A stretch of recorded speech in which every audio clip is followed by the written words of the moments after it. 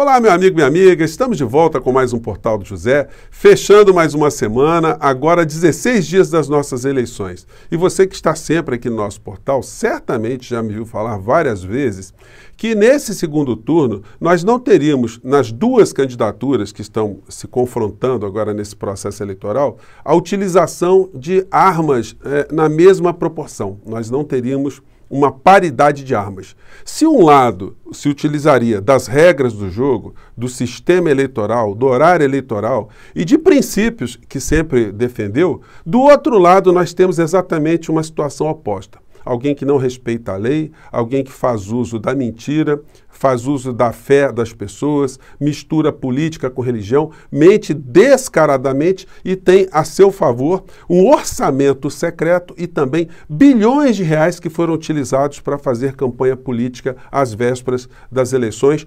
Tudo isso com a omissão cientificamente estudada dos grandes veículos de comunicação que nunca levaram para o povo brasileiro a consciência crítica que pessoas como você, que frequenta canais como o nosso, têm. Nós somos, de fato, e infelizmente, pessoas diferenciadas no nosso país, já que a maior parte do povo brasileiro não tem noção de uma forma mais profunda desses fenômenos que a gente consegue enxergar com mais tranquilidade, uma vez que a gente observa esses fenômenos mais de perto, né? Pois bem, hoje eu quero falar com vocês dessa desproporção do uso dessas ferramentas políticas e de como o mau-caratismo está funcionando agora nessa campanha eleitoral como a gente nunca viu na história do nosso país. Bom, mas o que é que está acontecendo? Vou conversar com vocês a partir de agora, mas antes de mais nada, quero convidar você que está chegando agora no nosso portal a vir fazer parte das nossas discussões. Você que é muito bem-vindo, se inscreva, é muito fácil, é só dar o clique aí no seu monitor, enfim. Conheça os nossos outros vídeos, compartilhe se você achar bacana, dê o seu joinha, seus comentários, porque são sempre lidos, são sempre considerados. E se puder, participe dos nossos chats, que todos os dias eu abro aqui, pouquinho antes das 5 horas até 5h30, antes de entrarmos no ar. E também se inscreva no nosso clube de membros, que é uma forma de você ficar mais engajado e você incentivar ainda mais o nosso portal a chegar a outras pessoas, tá bom? Então vamos seguir em frente. Gente, no Brasil e no mundo, muitas pessoas caem em contos, né? Muitas pessoas são iludidas, muitas pessoas acabam se dando mal, caindo na lábia de vigaristas. O problema é quando nós temos vigaristas que se utilizam de muitos artifícios e têm muito poder para chegar até a mente da vítima, corromper a mente da vítima, ludibriar e enganar a vítima. Pois bem, quando nós temos um presidente da República que é um mentiroso, quanto mais, mente sobre todos os assuntos, mente sobre princípios, mente sobre a sua própria família, sobre a sua própria história, sobre honra, sobre patriotismo, sobre qualquer assunto. Ele usa da mentira para conseguir algum tipo de simpatia, de conseguir algum tipo de espaço entre as pessoas que não têm essa percepção crítica de uma maneira geral. E uma pessoa sem escrúpulos que chega até o poder, que tipo de gente ele vai conseguir reunir numa campanha eleitoral? Pessoas éticas, pessoas corretas, pessoas honestas, pessoas com princípios, pessoas legalistas, pessoas respeitadoras do nosso sistema legal? Não. Ele vai reunir da pessoa dele para baixo do ponto de vista moral, do ponto de vista ético. Isso a gente está vendo agora nessa campanha eleitoral. A utilização da estratégia do pânico moral, que é a estratégia mais bandida de se tentar convencer uma pessoa a fazer alguma coisa, né? Você incutir o medo nessa pessoa, um pânico, sobretudo quando esses pânicos, esses medos que são incutidos, eles são absolutamente baseados em falsidades e mentiras também. Hoje tem uma coluna aqui no Valor Econômico, uma entrevista com o cientista político Vinícius do Vale. E aí o Valor coloca essa manchete aqui, né? Falando sobre isso que nós estamos comentando agora. Discurso moralista já conquistou quem tinha de conquistar. Meu prezado professor Vinícius do Vale, discordo totalmente, não sou eu só que discordo. A campanha do ex-presidente Lula e a campanha do atual presidente estão observando muito o impacto do discurso moral no eleitorado brasileiro, o que é uma lástima, porque quando a gente discute esses assuntos, você está pegando a emoção do eleitor, do cidadão, fazendo com que ele não perceba do ponto de vista concreto as coisas que estão acontecendo aqui no Brasil. Isso está sendo utilizado, hoje foi a cereja do bolo e a gente pode esperar que coisas piores virão do bolsonarismo. Pois bem, Os estelionatários, eles vão atuando em várias medidas, né, de várias formas. Na área econômica, nós temos esse tipo de notícia aqui do Correio do Povo. Pesquisa revela que 6 em cada 10 pessoas no Brasil foram vítimas de fraude financeira nos últimos 12 meses. Gente pra caramba. Gente, se estima que quase 5 milhões de brasileiros caem em algum tipo de golpe, de WhatsApp, de internet, enfim, algum tipo de vigarice. Isso de grupos que não estão tão estruturados quanto as pessoas que estão no poder aqui no Brasil.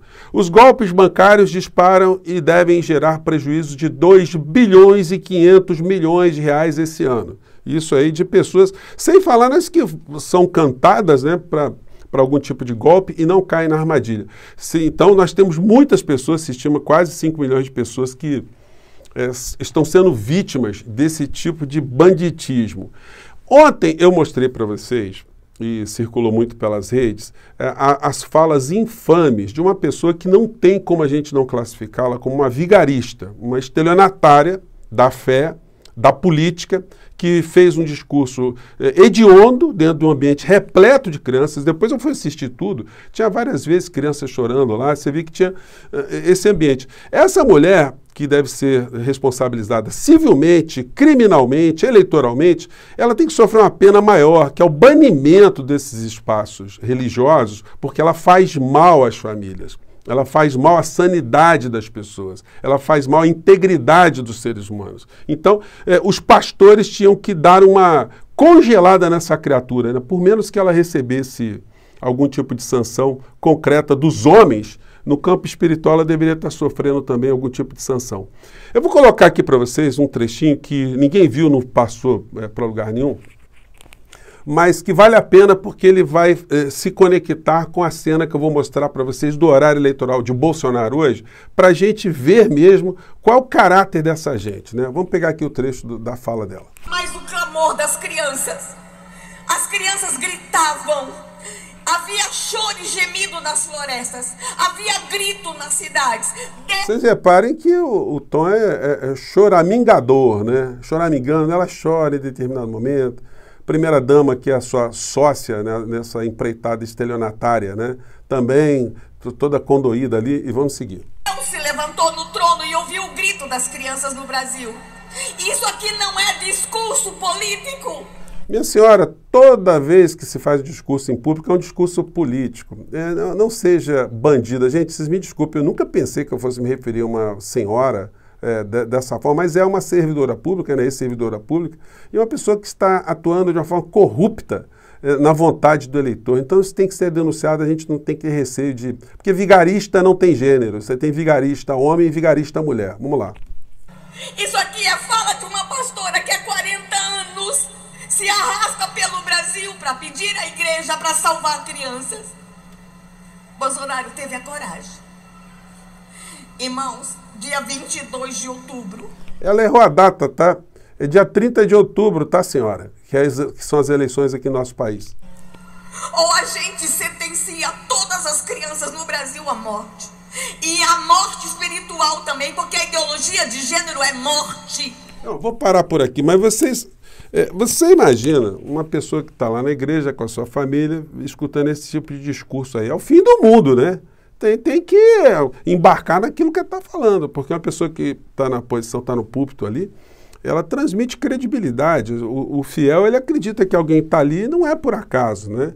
Enfim, afinal estava com a mulher, né? A mulher 03, né? Da terceira família, do homem de família, lá nesse ambiente, que também mandou lá seu choro mexicanizado, né, de quinta categoria. Fui cantineira, servi o gabinete dos pastores. E aí o Senhor vê graça em nós. Gente, então é isso. Aí você fala assim, olha, não, mas isso aí está no submundo, né, está circulando pelas redes. Não, gente, pior de tudo é que a bandidagem, a calhordice não tem limites. Como eu disse para vocês, eles vão reunindo o que de pior há em todos os cantos, inclusive a apresentadora aqui, né? Porque se eu sou apresentador, eu não vou nunca me submeter a um papel de falar uma coisa hedionda, uma coisa absolutamente terrível, né? Uma coisa mentirosa como foi o caso dessa moça aí, olha, não dá para perdoar não, tá, gente? Me desculpe aí. Vamos lá, o que aconteceu hoje foi isso aqui, ó. Vamos lá. De estupro. Mas Lula quer mudar a lei e incentivar a mãe a matar o próprio filho no seu próprio ventre. Gente, tem alguma criatura no planeta que quer incentivar uma mulher a matar o seu próprio filho dentro do... Gente, entendeu? Aí que acontece, você pega algumas falas do Lula ali que estava falando de planejamento familiar, encaixa isso aí como se fosse uma cruzada dele a favor do aborto. E aí, eles vão colocando cenas, gente. Eles colocam cenas, eu não vou nem reproduzir para vocês, colocar só uns takes aqui de supostas cirurgias, né, para essa finalidade. E aí coloca aqui o fala povo, né? Eles mostram as imagens para as pessoas e isso eles estão sendo muito eficientes para conquistar as pessoas pelo terror, pela aberração, né? pela hediondez, né? Pois bem, aí coloca a senhora do povo, coitada, para falar no programa do Bolsonaro. Eu não votaria nele, não. Família cristã, votar que é a favor do aborto, não pode. Essa pauta, né? E aí a coisa vai evoluindo, né? É só ataque, nada de falar, vai colocando mais senhora do povo aqui, mais gente para falar, olha, eu não voto num cara assim, um cara assado. E aí no ambiente controlado, aí a calhordice ganha o seu gran finale, né? Que é o Bolsonaro preparado para chorar, porque só uma pessoa absolutamente fora desse planeta que vai acreditar que o Bolsonaro não sabia o tipo de pergunta, que a apresentadora não faria esse tipo de pergunta e que o objetivo não era arrancar lágrimas de crocodilo para engabelar as pessoas que no começo do programa eleitoral já ficaram tomadas por algum tipo de emoção em função do discurso que foi colocado. Então, aí aparece o homem de família, esse exemplo para mostrar um lado humano que ninguém viu durante a pandemia, ele não derramou uma lágrima, mas aí no horário eleitoral, para engabelar as pessoas, ele faz isso aqui.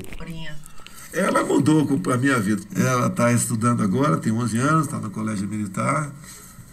E... Detalhe, vocês estão escutando aqui a fala dele sem nenhuma música, né? Agora nós vamos ter uma música suave, assim, para dar um clima, né? Um clima assim, melancólico, um clima que vai causar emoções, né? A grande passagem com ela. Musiquinha. Foi por causa da facada.